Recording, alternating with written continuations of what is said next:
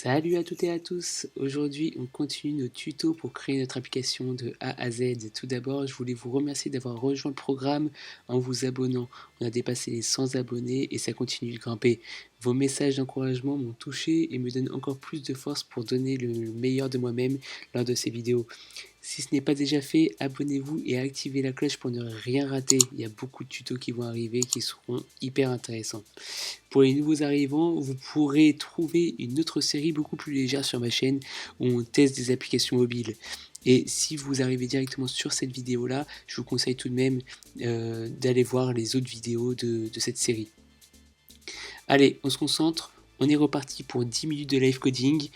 On va voir encore une fois les bases. Donc pour les personnes qui les connaissent déjà, ça sera juste de la révision, mais regardez tout de même la vidéo jusqu'au bout car il y a certaines notions que nous allons apprendre comme le late init.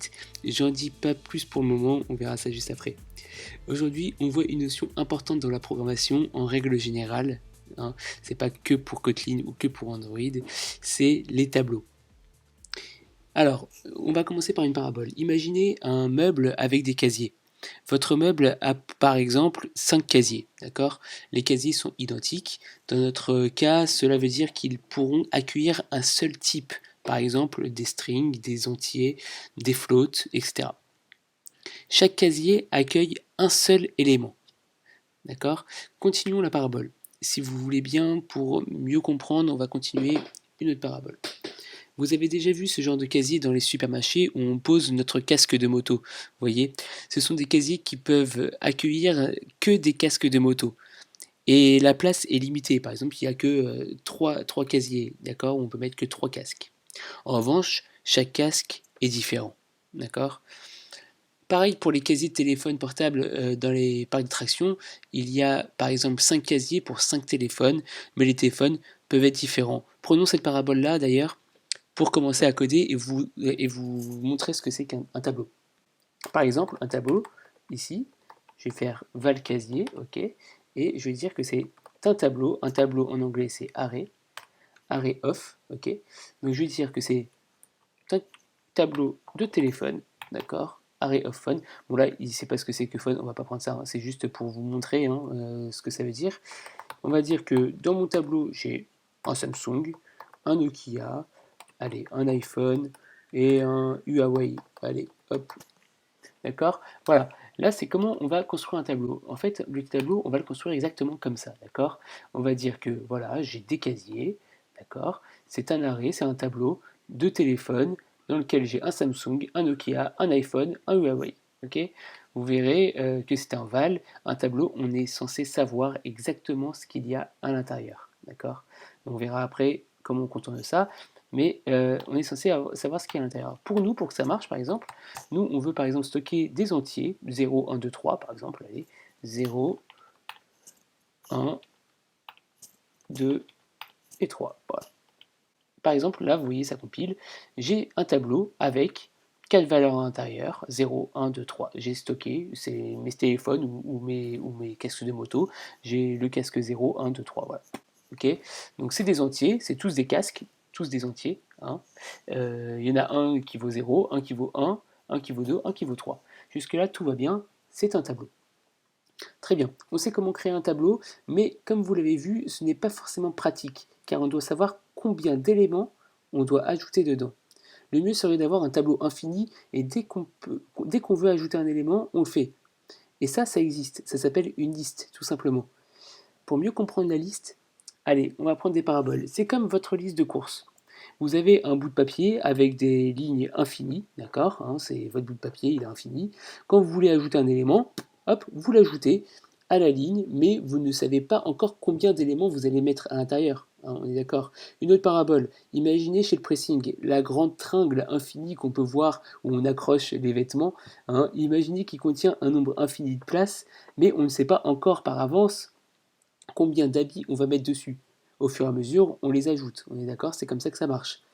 Alors, comment on va faire ça? Eh bien, ça se traduit comme ça. Eh bien, on va pas faire un arrêt, on va dire, comme je l'ai dit, on va écrire une liste. Donc, une liste, ça s'appelle arrêt liste, d'accord? Ok. Donc, on va faire une arrêt liste d'entier. Donc ArrayList, si j'écris bien, ça donne ça, d'accord? On va dire que mon casier, cette fois-ci, c'est une ArrayList entier, et au fur et à mesure que je les ai, d'accord, j'ajoute, c'est-à-dire que je mets casier.add, j'ajoute un élément, donc la casier add 0.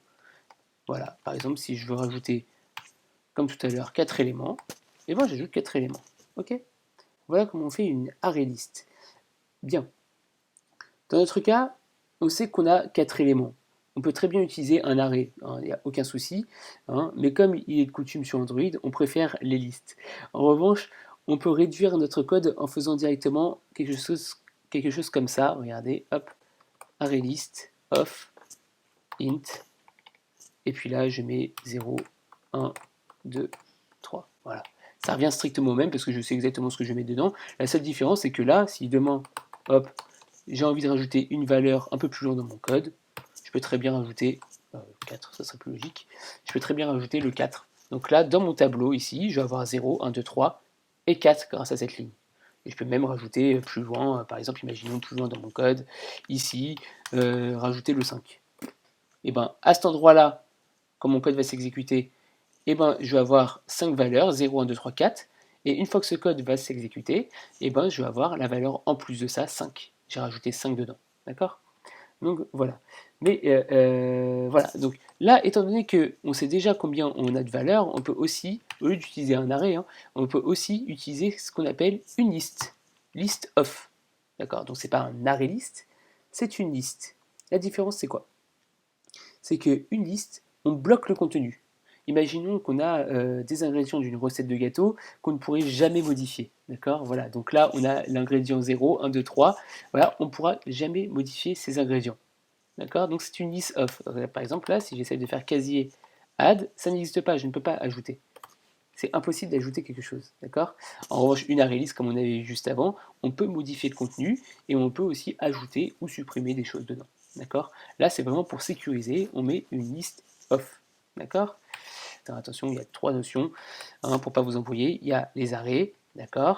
Il y a les array lists et enfin, il y a ce qu'on vient de voir, la liste, d'accord? La différence entre un array et un array list, on l'a vu. Un array list, eh ben, c'est infini. On peut rajouter au fur et à mesure des choses. On n'a pas besoin de savoir à l'avance combien il y a d'éléments. Un array, bon, bah, on a besoin de savoir combien d'éléments, mais on peut très bien les définir après. Mais par exemple, on sait qu'il y en aura 4. Et une liste, enfin, eh bien, c'est tout à fait comme un array list, c'est-à-dire qu'on va avoir autant de choses qu'on veut à l'intérieur, d'accord? Mais on ne pourra pas les modifier. La différence entre un array et une liste, c'est quoi? Eh bien, très simplement, c'est qu'un array, on peut modifier ce qui est à l'intérieur. Il y aura toujours 4 éléments, mais on peut modifier ces 4 éléments. D'accord? Alors qu'une liste, on ne peut même pas modifier ces 4 éléments. Voilà. Maintenant, vous savez ce que c'est qu'un tableau, une array list et une liste. Si vous avez tout compris, n'hésitez pas à mettre un pouce bleu. D'accord? Ça m'aidera à savoir si mes explications sont claires. On va finir par une dernière notion. Imaginons qu'on veuille utiliser cette liste dans toute notre activité. D'accord? Dans ce cas, je vais la mettre en variable globale, comme pour mon compteur qui est juste là. D'accord? Alors regardez bien, on va le faire, d'accord? Hop, on va le mettre ici. On va le mettre en privé, parce que comme on l'avait vu dans le cours précédent, c'est à moi, d'accord? On va dire que c'est mes values qui contiennent tout ça, d'accord? Sauf que ce que je veux faire, c'est que je ne veux pas encore les déclarer maintenant. On va prendre encore une fois une parabole, parce que je les aime bien les paraboles. C'est comme quand on rentre dans un restaurant. Ici, notre main activity, c'est notre restaurant, d'accord? On rentre dans notre restaurant, on sait qu'on va commander quelque chose, d'accord? Donc notre commande, ça sera le tableau de values, c'est notre liste de commandes. Sauf que pour le moment, le serveur n'est pas encore arrivé, on va dire que le serveur c'est le onCreate, d'accord? Le serveur n'est pas encore arrivé, donc je ne sais pas encore ce qu'il va y avoir là-dedans, d'accord? Donc du coup, ce que je vais faire, c'est que je vais simplement dire, ok, je vais avoir un tableau, ici, une liste, une array list d'ailleurs, hein, on va dire, mais je vais te le dire après ce qu'il y a dedans. Donc let init, je te l'initialiserai après, c'est-à-dire que je te dirai après ce qu'il y a dedans. Fais-moi confiance, le code, en fait, quand je vais mettre let init, il va nous faire confiance.